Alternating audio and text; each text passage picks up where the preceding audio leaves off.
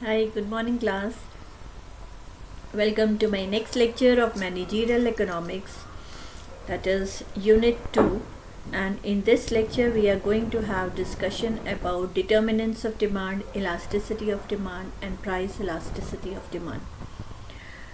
So, before proceeding with the lecture, I would like to tell you that this is the most important topic of this subject. So, try to have patience and then listen to the explanation carefully, and whatever the examples I'm quoting, just try to make a note of those examples, because once you revise this lecture, so if you have noted down the examples, so just while going through those examples you can easily recall the explanation of the lecture.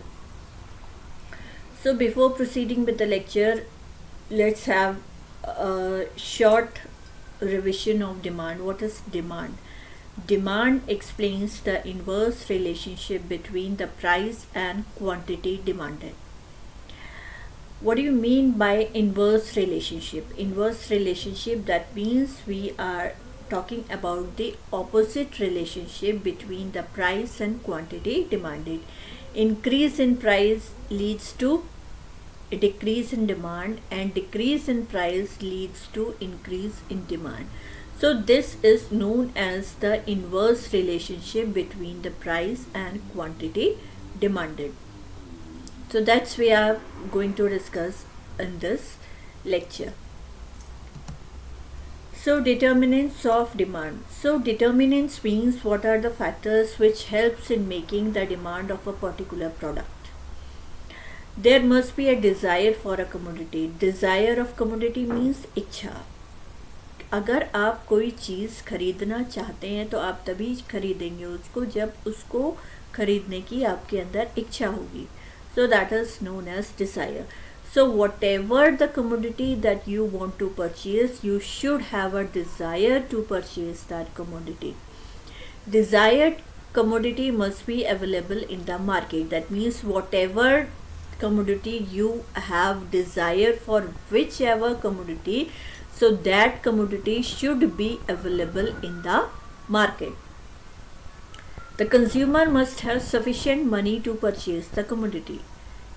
You should have the efficient purchasing power to buy the commodity which you have desired, and that desired commodity should be available in the market.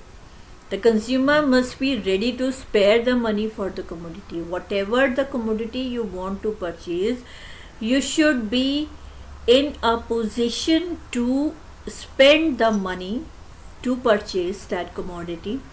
The demand must be expressed at particular time, and the demand must be expressed with reference to a particular price. That means these are the important factor, and if any one of the factor is missing, that means that demand is incomplete. तो demand को complete करने के लिए ये सारे points ज़रूरी हैं. The first is there should be a desire for the commodity. Second, whatever the commodity you are desiring, that should be available in the market. Whatever the commodity you are planning to purchase, you should have a sufficient purchasing power to purchase that commodity. Then if you have the enough purchasing power, then you should be ready to spend for the commodity, and the commodity that you are going to purchase, that should be expressed at particular time and at particular price. So all these factors combine together which help mining the demand of the commodity. Elasticity of demand.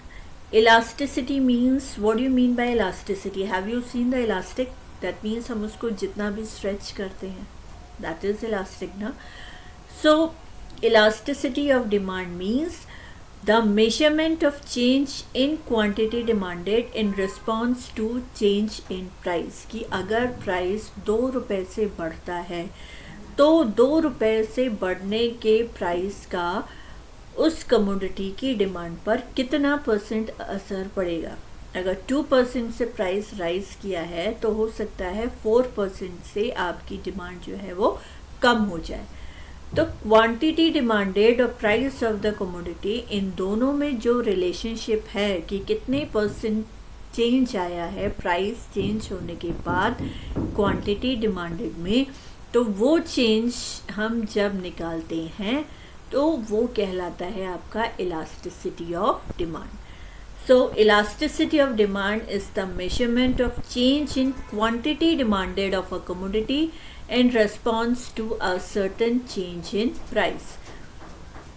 Here are some of the important definitions that according to Professor Eastham, elasticity of demand is a measure of the responsiveness of quantity demanded to a change in price.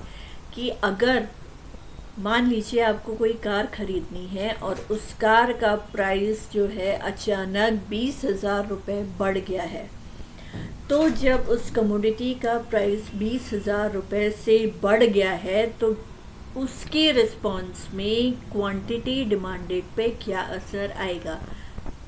Obvious है कि उस car का जो demand है वो कम हो जाएगी क्योंकि इधर प्राइस इंक्रीज हुआ है। अब जब 20,000 रुपये से प्राइस इंक्रीज हुआ है तो उसके रिस्पॉन्स में कितने परसेंट आपकी डिमांड जो है वो कम हुई है। तो इन दोनों का जब हम मेजरमेंट रेशियो निकालते हैं, so that is known as elasticity of demand. That means measure of the responsiveness of change in price to change in quantity demanded. According to Professor Marshall, the elasticity of demand in a market is great or small according to as the amount demanded increases much for a given fall in price and diminishes much or little while rise in prices. तो जिस तरह से price घटता या बढ़ता है उसके response में डिमांड पर क्या असर पड़ता है, इन दोनों के बीच का जब हम रेशियो निकालेंगे, चेंज निकालेंगे, so that change is known as elasticity of demand. That means it is a measurement of change in quantity demanded in response to change in price. If price rises by 10%, what happens to demand? We know demand will fall by more than 10% or by less than 10%. So elasticity measures the extent to which the demand will change. Yes, in दोनों case में एक ही बात हो सकती है, either the demand will be more by 10% or it can be less than 10%. So the extent up to which the demand increases or decreases, so that the measurement of that extent is known as the elasticity of demand. Now here is a comparison between law of demand and elasticity of demand.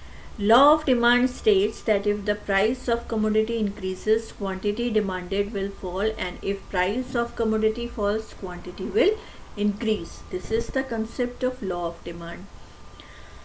Law of demand indicates only direction of change in quantity demanded in response to change in the price, but elasticity of demand states with how much or to what extent the quantity demanded will change in response to change in price.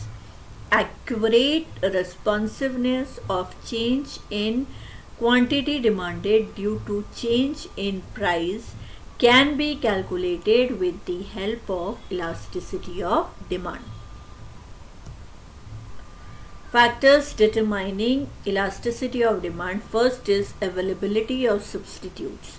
What do you mean by substitutes? The next best alternative available in the market. For example, कि आप Tata tea premium use कर रहे हैं, all of a sudden the price of the Tata tea increases by 100 rupees. So what will you do? You will switch to the next best alternative available in the market. तो दूसरी जो brand की आपकी चाय है, so you will switch up to that. So switching to the other product while increase in prices, so that other product which you are purchasing in place of Tata tea, so that other tea is known as the substitute. So what is substitute? The next best alternative available in the market, that is known as substitute. So the first determining factor of elasticity of demand is availability of substitutes. If the substitutes are very close, then elasticity would be greater for the commodity.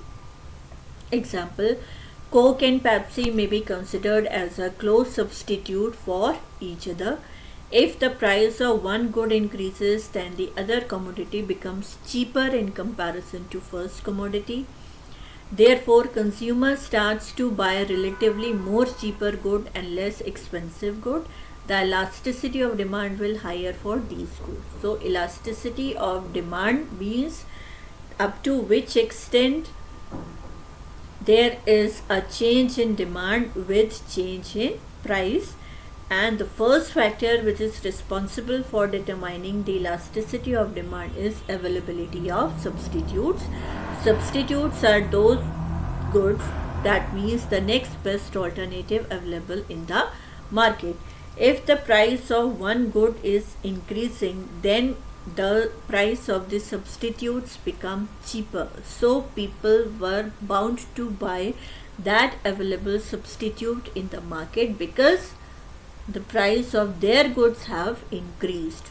So the first factor is availability of substitutes. Second is position of a commodity in consumer's budget. Consumer's budget means here we are talking about the purchasing power of the consumer. Elasticity of demand is also affected by the proportion of income which consumers spend on a particular commodity. If the proportion of income spent on a commodity is very small, then its demand will be elastic. For example, salt, toothpaste are demand inelastic products because a household spend only a very small proportion of consumers' income on each of them. On the other hand, the demand for goods like vegetables, clothing are demand elastic because a household spend a very good price income on each of them. So if we talk about the position of a commodity in consumer's budget, that means whatever the commodity that the consumer want to purchase, so that commodity should be within the purchasing power of the customer. And if the proportion of income spent on a commodity is very small, then its demand will be elastic. For example, salt, toothpaste, etc. These are all having inelastic products because a household spend only a very small proportion of consumer incomes, only one at a time. So position of a commodity means here we are talking about the purchasing power of the customer. Nature of the need that a commodity satisfies. That means what is the nature? That means here we are talking about the satisfaction level that a consumer is gaining after the consumption of the commodity. The demand of luxurious goods is price elastic and demand for necessary goods is price inelastic.